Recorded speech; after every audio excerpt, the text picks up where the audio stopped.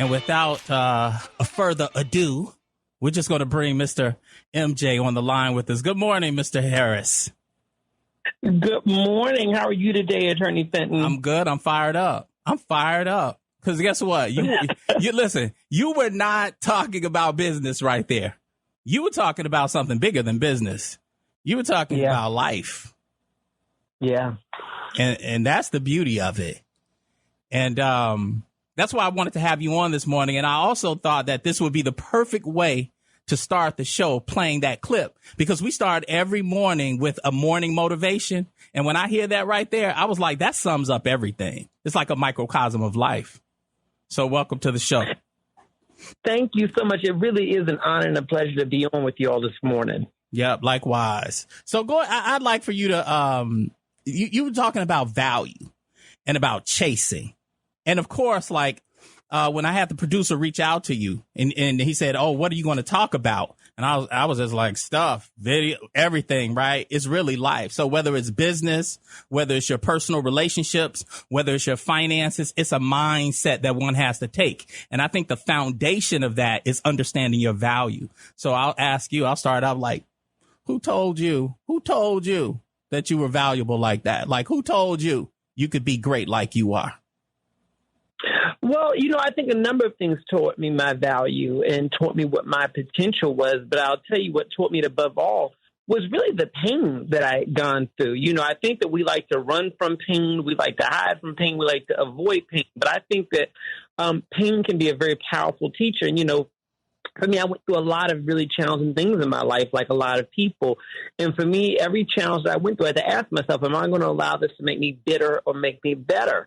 And for me, I have personally made the choice to allow it to make me better. And one of the best ways for me to use all of my circumstances, the trials and the triumphs, for my embetterment is to focus on knowing my value, knowing that my value is what it is, regardless of what I face in the moment, regardless of my challenges, regardless of whatever's happening around me. My value is still high.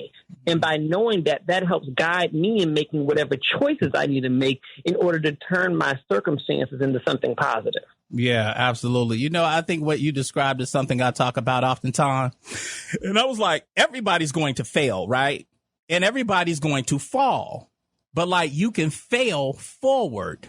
You can also fall forward. So like, when you fall or fail, you don't have to fall backwards or fail backwards.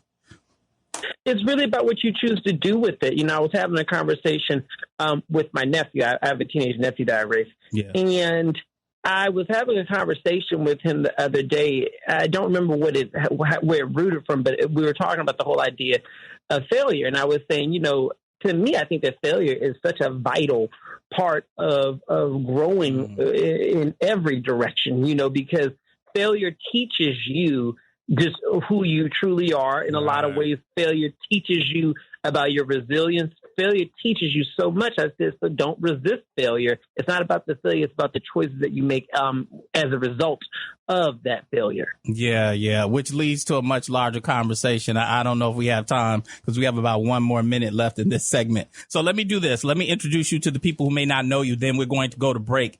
And when we return, we'll break it down into sort of 3 categories. 1, I'd like to ask another question about you, like you, the man. And then 2, we can talk about finances, right?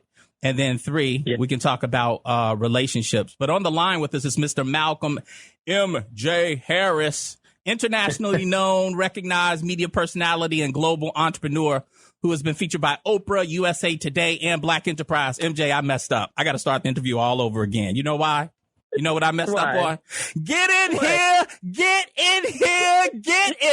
people. This is the WVON Morning Show. We'll be right back. You know why a lot of people have money problems? Why is that? Because they got me problems. Mm-hmm. Yeah.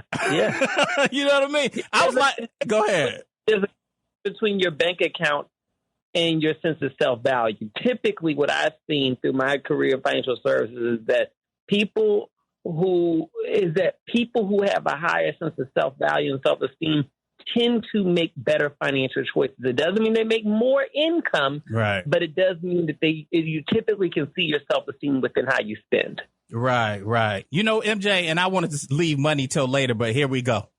You know, when money started getting right for me. When was that? When I got right with myself. Yeah, absolutely. And when I started believing that I deserved to have what I have. Mm-hmm. Mm-hmm. Yeah, I believe that there's a deep connection between what you believe that you deserve and what you actually get out of life. You know, rather you call it God, rather you call it the universe, regardless of what you call it, I think we're talking about the same power, which is that unlimited power that exists around us and within us.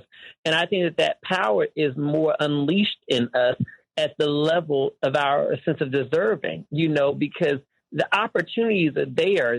The ways to make more money are there. The ways to spend better are there. But I don't think that we see them, right, and nor we will manage them if we don't have a sense of high self-value. Yeah, yeah. T.D. Jakes, I think he summarized it beautifully, right? And when he said that you eat at the level of your vision.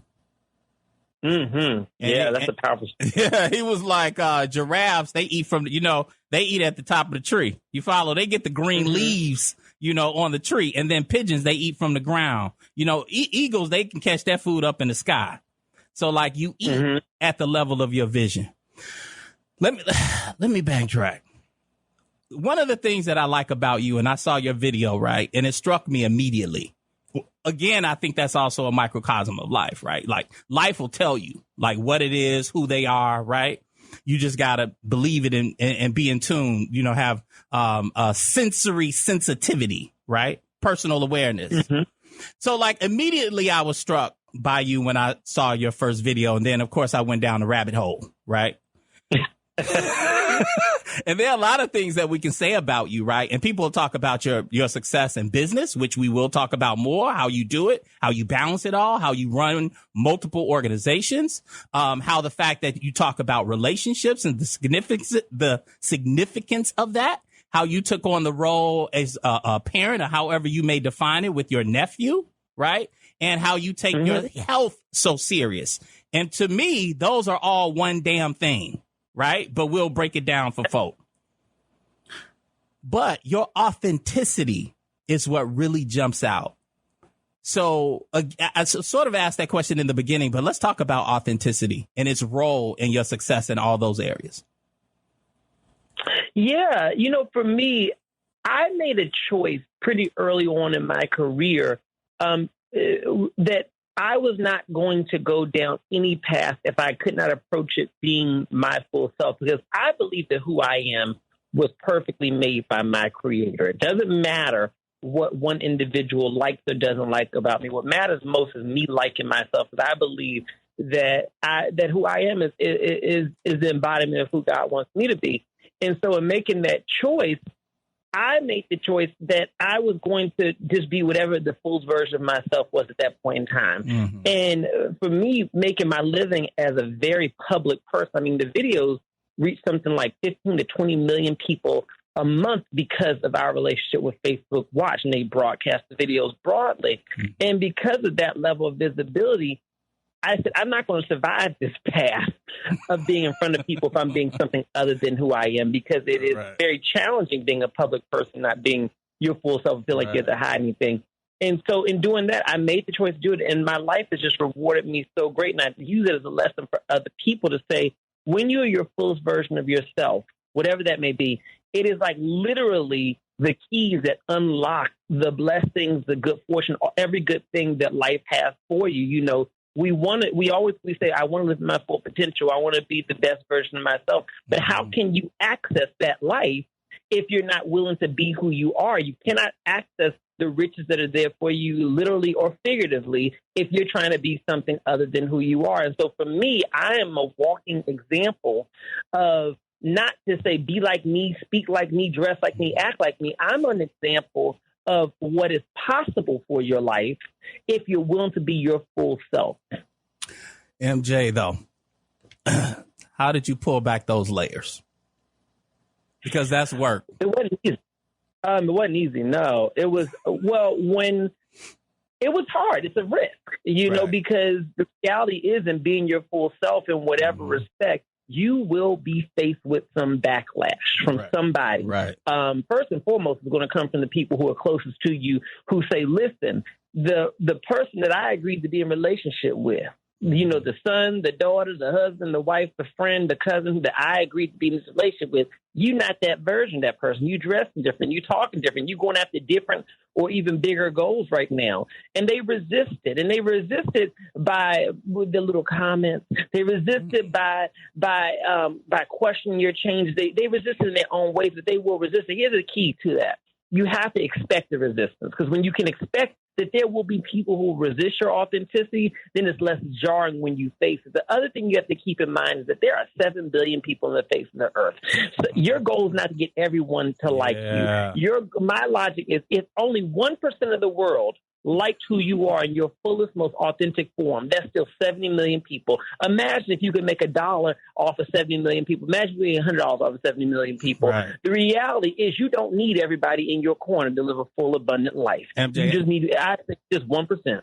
This is going to transfer us over to our relationship conversation. We're about to go to break. You know what I tell women, MJ? They keep telling me about these damn statistics. It ain't enough men for all of us. You know what I tell them? Why are you worried about how many men are here? Yeah. So let's talk about women. Or maybe I'm wrong. Let me not be presumptuous here. The videos that I've seen, many of them, you are speaking to women. You are giving relationship advice, such as 5 signs he's going to waste your time. Yep. I love this one, though. Well, that was the one I played, but it's not necessarily relationship advice. It's life advice. Only give your time to people who value you. I think that was. Yeah. Yep. And what men really want. All from Absolutely. MJ. So, MJ, what inspired you to begin giving relationship advice, what I call life advice, to women? Well, you know, I will say this. My initial intention was to give advice to everyone. I will say that the people who have embraced my content the most have been women. I think probably about over 85% of my audience is women. But it is designed for everyone at the end of the day. Right. But what inspired me was that, you know, one thing I recognized in my life was that it didn't matter how much more money I made or what happened professionally. At the end of the day, that didn't change the relationship challenges that I was facing with in my life. Right. And I realized that I had to put the same level of attention into my relationships that I was putting into my bank account and my career.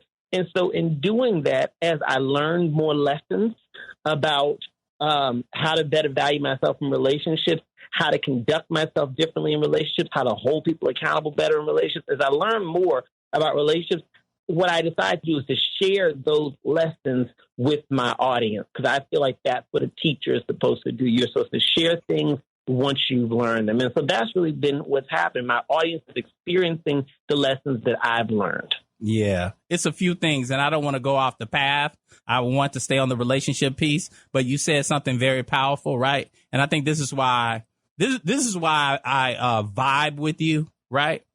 Because you said as a teacher. And I recognize that about myself. And I've always said that. And I'd say it to my wife, who's a teacher, 4th grade teacher, a super teacher. MJ, you know, I had to shout her out. You see what I just did right there, MJ? See, I've been listening to MJ. I know what to do. You got to get a wife. You got to bring the wife in there. So my wife, the super teacher.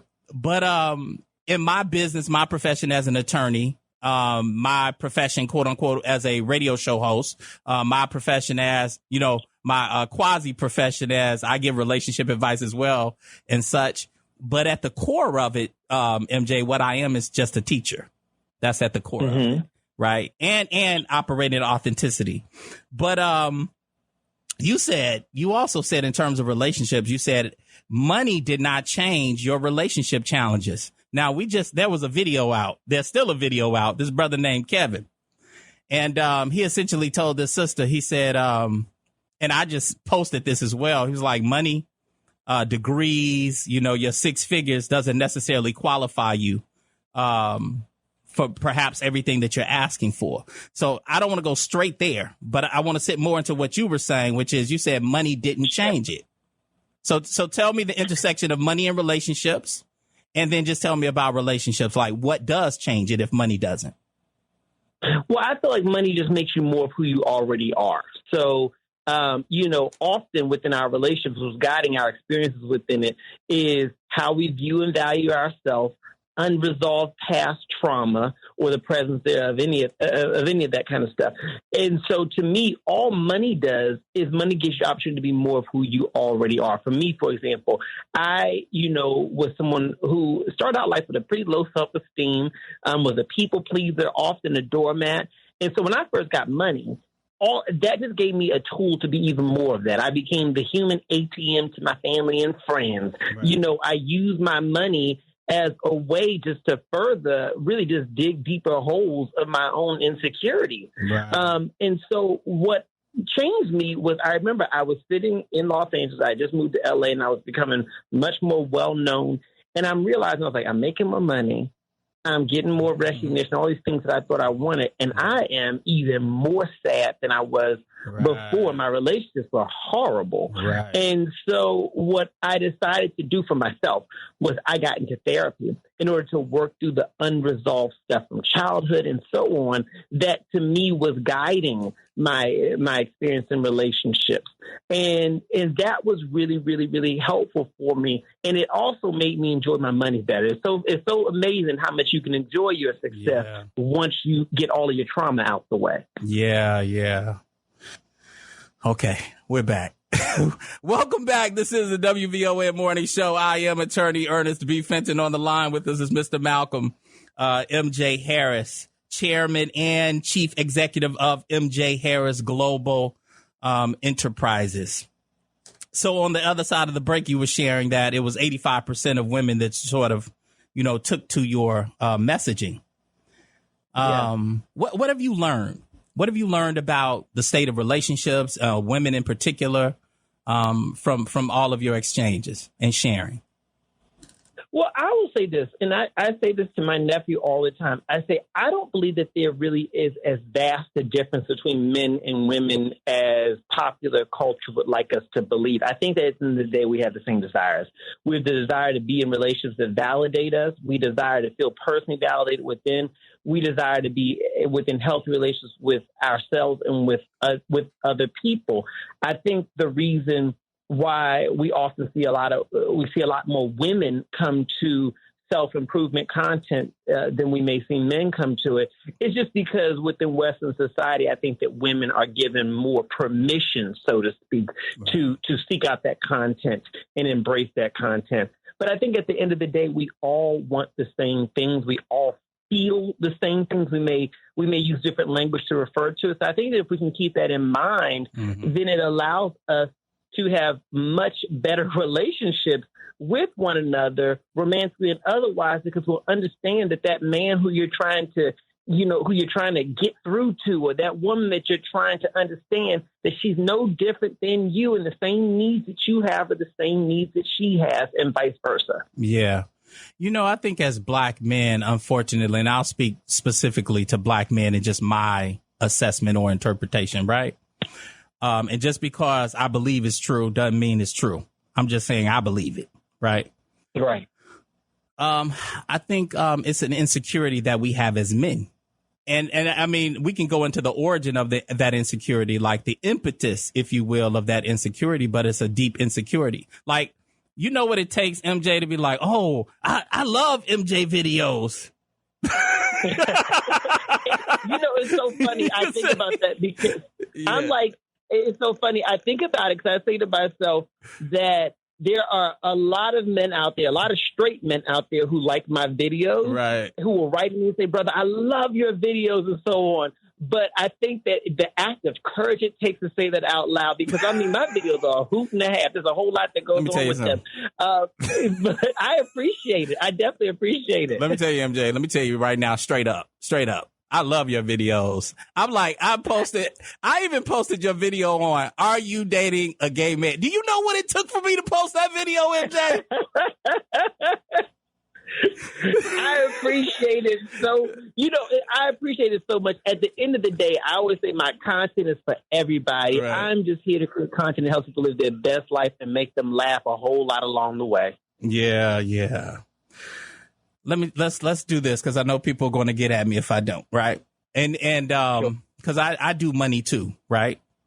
Mm-hmm. Like my profession is I'm an attorney, but I'm not just an ordinary attorney, MJ, such as yourself. You're just not a financial services person. That would be doing you a disservice to simply define you as such, right?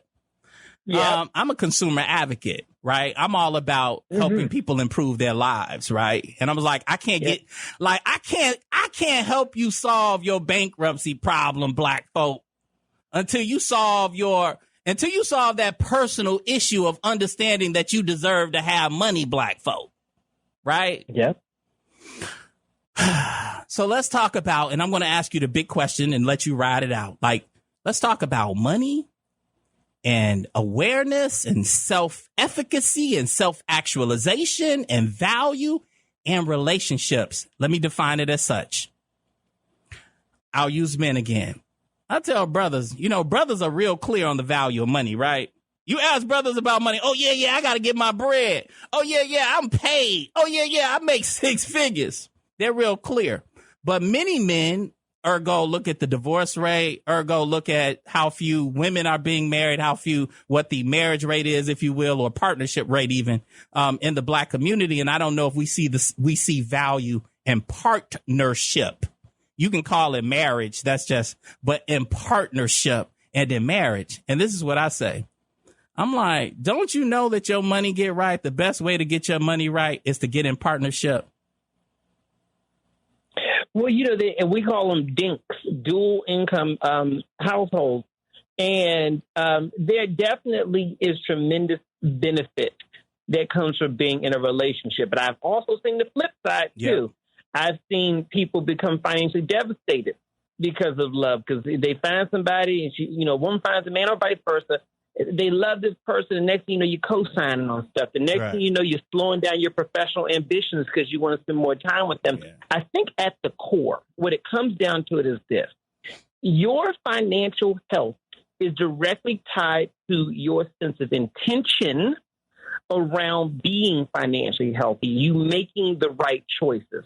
And so if you are willing to make the right choices financially and learn what the right choices are if you don't know them currently, which is I do that within my content, teach people that if you're willing to do that, you will see improvements in your financial health. And to that effect, when you're choosing a partner, one of the most important choices you can make is not just to have a partner, but to choose a partner who also views and values money in the same way as you, because what I imagine that you and your wife have experienced in terms of the benefits financially you all have experienced together is not just the result of being together. It's the result of two people who are equally yoked financially when it comes to how you all think about money, two people coming together and you all are able to do so much more together. But if you come together with someone who's incompatible with you financially in terms of how they view money, not just in terms of how much they make, but in terms of how they view money, it could be financially disastrous. I like that.